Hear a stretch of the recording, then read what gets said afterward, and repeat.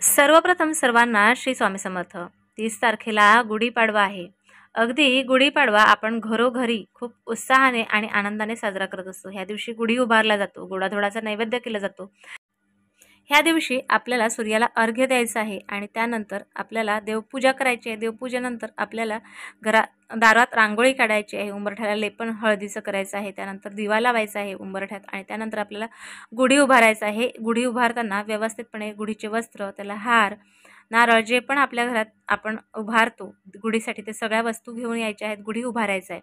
आता आपल्याला उपाय करायचा आहे, त्यामुळे बघा ह्या उपायाने आपल्या वर्षभर घरात कधीही आर्थिक तंगी होणार नाही, धनधान्याची कमी कधीही होणार नाही। खूप लोक खूप सारे काही काही कामं करत असतात किंवा पगार खूप सारा असतो, परंतु तो पैसा टिकत नसतो आणि अशा वेळेला काय होतं तर आपण नवीन नवीन लोकांकडून पैसे मागतो किंवा कर्ज घेत जातो आणि त्यानंतर आपण खूप कर्जात डुबत जातो।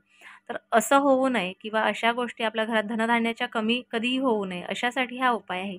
तर हा उपाय ज्यांना कुणाला हवा असेल त्यांना व्हॉट्सअपला जाऊन नक्की शेअर करा। तर ह्या दिवशी आपल्याला काय करायचं आहे, गुढी उभारायचं आहे।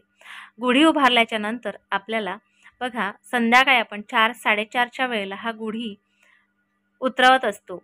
तर बघा ह्या गुढीत काय होतं तर आपण ज्या वेळेला गुढी उभारतो त्यावेळेला आपण नमस्कार करतो, प्रार्थना करतो, सगळं करत असतो, गोडाधोडाचा नैवेद्य करतो।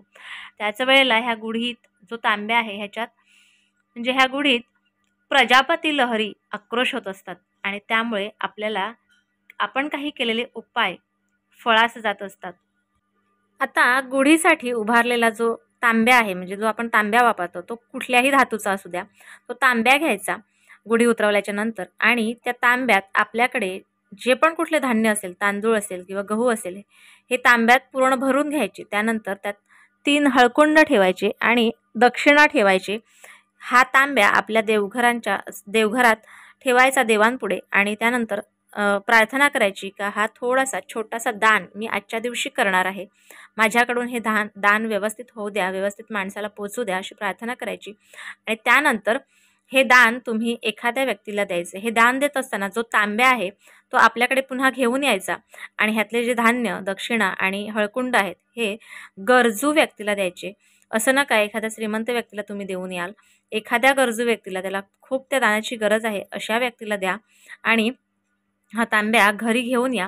हा तांब्या पुन्हा स्वच्छ धुवून तुम्ही आपल्या रोजच्या वापरात घेऊ शकता। तर हा जो उपाय आहे हा उपाय आपल्याला वर्षातून बघा गुढीपाडवा हा खूप महत्त्वाचा दिवस आहे आणि त्यामुळे ह्या दिवशी दानाला खूप महत्त्व आहे। आता ह्या दिवशी जर का तुम्ही दान करू शकलात नाही तर हाच दान तुम्ही दुसऱ्या दिवशी करू शकता, कारण बरेच लोक कामानिमित्त बाहेर जातात, संध्याकाळ होते, यायला रात्र होते आणि मग हे दान राहून जाईल। तर तुम्ही म्हणाल रात्र होईल तर मग कसं होणार, तर बघा रात्र झाली तरी चालेल, हा दान तुम्ही दुसऱ्या दिवशी करू शकता। बघा ह्या वर्षी दुसऱ्या दिवशी स्वामी प्रगट दिन आहे, तर ह्या दिवशी सुद्धा तुम्ही दान करू शकता, परंतु गुढीपाडव्याच्या दिवशी दान करता येत असेल तर नक्की करा, दुसऱ्या दिवशी हा दान केला तरीही चालेल। तर हा दान आपल्याकडून झालाच पाहिजे। एक दिवशी केलेला दान आपल्याला वर्षभर नक्कीच शुभ फळ देऊन जाईल। आपल्या घरात धनधान्याची कमी कधीही होणार नाही, आर्थिक तंगी कधीही होणार नाही आणि खरंच मी तुम्हाला सांगते हा उपाय करून बघा, त्यानंतर जीवनात कुठला बदल येतो मला नक्कीच सांगा। वेळ वाया घालवू नका, वर्षातून एकदाच गुढीपाडवा येतो आणि ह्या दिवशी काही उपाय, सेवा झाल्याच पाहिजेत। आपल्या देवघरात देवांच्या सुद्धा सेवा नक्की करा। तर आजचा छोटासा व्हिडिओ तुम्हाला कसा वाटला मला नक्की कळवा। व्हिडिओ आवडल्यास लाईक, शेअर, सबस्क्राईब मात्र जरूर करा।